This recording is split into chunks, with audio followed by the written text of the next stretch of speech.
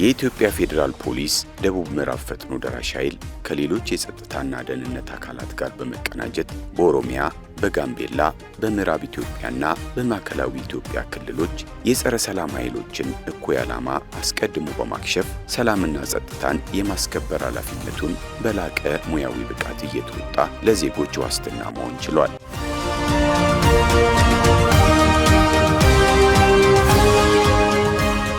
ሰሞኑን የተቋሙ ከፍተኛ አመራሮች በጋምቤላ ክልል በመገኘት ከሰራዊቱ አመራርና አባላት ጋር ባደረጉት ውይይትና በምልከታ ይህንኑ እውነታ ማረጋገጥ ችለዋል። በሀገር ውስጥ የሚንቀሳቀሱ ጸረ ሰላም ኃይሎችን ብቻ ሳይሆን ከውጪ ከጎረቤት ሀገራት ዘልቆ እየገቡ የአካባቢውን ማህበረሰብ በተለያየ ጊዜ ከብቶቻቸውን፣ ልጆቻቸውን በመዝረፍ የሚታወቁ ሙሩሌ ጭምር በመከላከል ትልቅ ሚና እየሰራ ያለበት ሁኔታ አለ።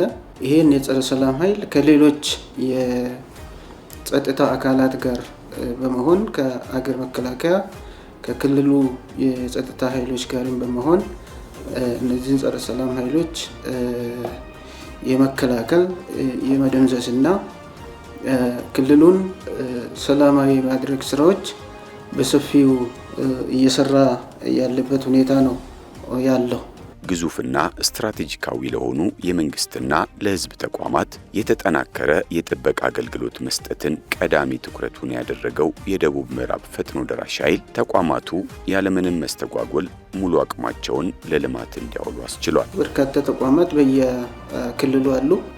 እነዚህን ተቋማት ምንም አይነት ችግር እንዳይፈጠርበት ሌት ተቀን የመጠበቅ ተቋማትን አስተማማኝ ማድረግና ተቋማት ያለምንም ስጋት ስራዎቻቸውን በተሳካ ሁኔታ እንዲሰሩ ይሄ መምሪያ ትልቅ አስተዋጽኦ እያደረገ ያለበት ሁኔታ አለ።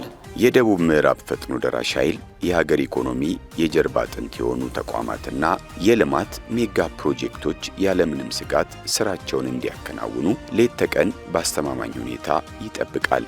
ሌሎች በፌዴራል ፖሊስ ወንጀል መከላከል ጠቅላይ መምሪያ ስር የተደራጁ ፕሮፌሽናል የሆኑ ለምሳሌ አቪዬሽን አለ፣ ዩኒቨርሲቲ ፖሊስ አለ፣ የኮንትሮባንድ ቁጥጥርና ክትትል መምሪያ የሚባልም አለ። እነዚህንም በበላይነት እያስተባበረ እዛም ኤሪያ ላይ ምንም አይነት የጸጥታ ስጋቶች እንዳይፈጠሩ ትልቅ አስተዋጽኦ እያደረጉ ያሉበት ሁኔታ አለ። ከዚህ ባለፈም የደቡብ ምዕራብ ፈጥኖ ደራሽ ኃይል ስልታዊ ብቃትን የሚጠይቁ እጀባዎችን በጀግንነትና በስኬት በመወጣት ተቋማዊ አቅሙን በተግባር አስመስክሯል። የተለያዩ የአካልም የሆነ የንብረት ወይም የግብአት እጀባዎች አሉ።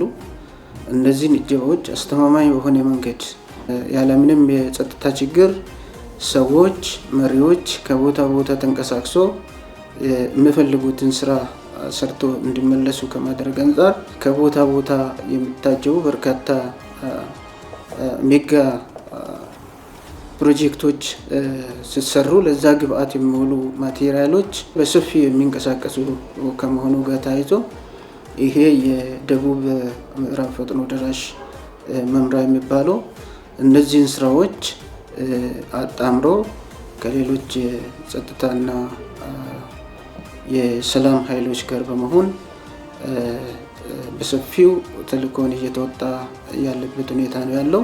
የኢትዮጵያ ፌዴራል ፖሊስ ደቡብ ምዕራብ ፈጥኖ ደራሽ ኃይል በጋምቤላ ክልል አልፎ አልፎ የሚከሰቱ የብሔር ግጭቶችን ከመከላከልና ከመፍታት አንጻር ያሳየው ቁርጠኝነትም ፍሬ አፍርቷል። የደቡብ ምዕራብ ፈጥኖ ደራሽ መምሪያ ተልእኮ አንዱና ትልቁ የጸረ ሰላም ኃይሎችን እንቅስቃሴ መመከት ነው። በተደጋጋሚ ጊዜ በጋምቤላ ክልል የጎሳ ግጭቶች የሚነሱ ሁኔታዎች አሉ። እነዚህን የጎሳ ግጭቶች የሚያቀጣጥሉ ጸረ ሰላም ኃይሎች አሉ። እነዚህን ከመመከት አንጻር አኩሪ የሚባሉ ስራዎችን እየሰራ ያለበት ሁኔታ አለ። ኃይሉ ባከናወናቸው የህግ ማስከበር ተግባራት የክልሉ ህዝብ ያለምንም ስጋት የዕለት ተዕለት የልማት ስራው ላይ እንዲያተኩር በማድረግ የማይተካ ሚናውን እየተወጣ ይገኛል። የፖሊስ አባላት ከሁሉም የህብረተሰብ ክፍል ልጆች ተመልምለው የሚገቡ የሀገራቸውን ሉዓላዊነትና የሀገራቸውን ደህንነት የሀገራችንም ጭምር በመጠበቅ ከራሳቸው ህይወት አልፎ ትልቅ ዋጋ ለሀገራቸው ሰጥቶ የሚሰሩ ናቸው። ስለዚህ ይህ ትልቅ ታማኝነት ነው። የራስን ህይወት አሳልፎ ሌላውን ማዳን ቀላል አይደለም።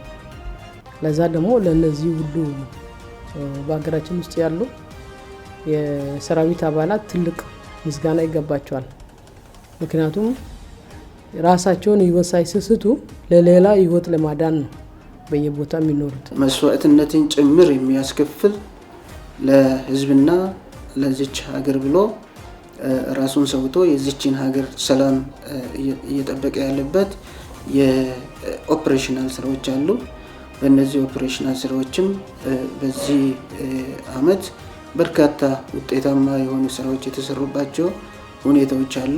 የደቡብ ምዕራብ ፈጥኖ ደራሽ አመራርና አባላት በ2018 በጀት ዓመት ለሀገር ሰላምና ለህዝብ ደህንነት ያላቸውን ቁርጠኝነት በተግባር ያረጋገጡበት ዓመት እንደመሆኑ ይህ ስኬት በቀጣይም ተጠናክሮ እንደሚቀጥል ተነግሯል። አሁንም በሰራናቸው ስራዎች እየኮራን ቀጣይም ስራዎቻችን የበለጠ እንድንገፋበት እንድንሰራ የዚችን ሀገር ሰላምና ድህነት መስዋዕትነትን ጭምር ከፍለን እንድናቆይ በዚህ አጋጣሚ መልእክቴን ለማስተላለፍ እፈልጋለሁ።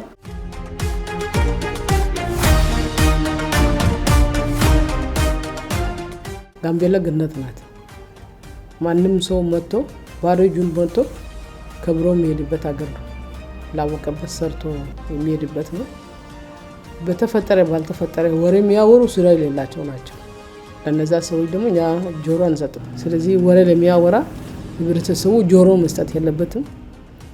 የመንግስት ሚዲያ ምንጭ የሆኑትን የሚለቀቁ ነገሮችን ነው መከታተል ያለባቸው።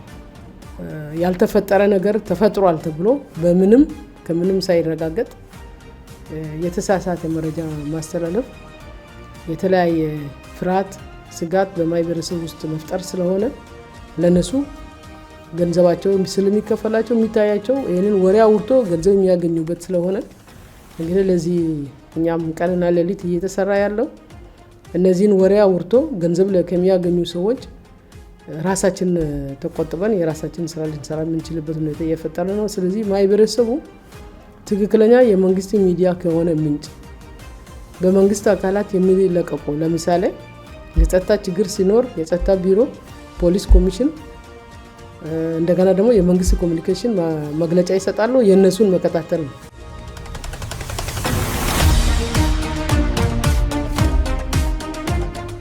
እነዚህን ችግሮች የሚፈጥሩት የተወሰኑ አካላት ስለሆኑ በቀጣይ መንግስት ተከታትሎ ከፌደራል ፖሊስና ከመረጃና ደህንነት ጋር በጋራ በመሆን በእነዚህ አካላት ላይ እርምጃዎች የሚወሰዱበት ሁኔታዎች እንዲፈጠር ይደረጋል። ስለዚህ እዚህ ጋር ወሬ የሚያሰራጩ ሰዎች ጥንቃቄ ሊያደርጉ ይገባል። ህብረተሰቡ ከተሳሳቱ መረጃዎች ራሱን አቅቦ ትክክለኛ መረጃ ላይ የተመሰረተ ወስዶ ራሱን ከመጥፎ ድርጊት የሚቆጠብበት ሁኔታ እንዲፈጠር መልእክት ማስተላለፍ ፈልጋለሁ።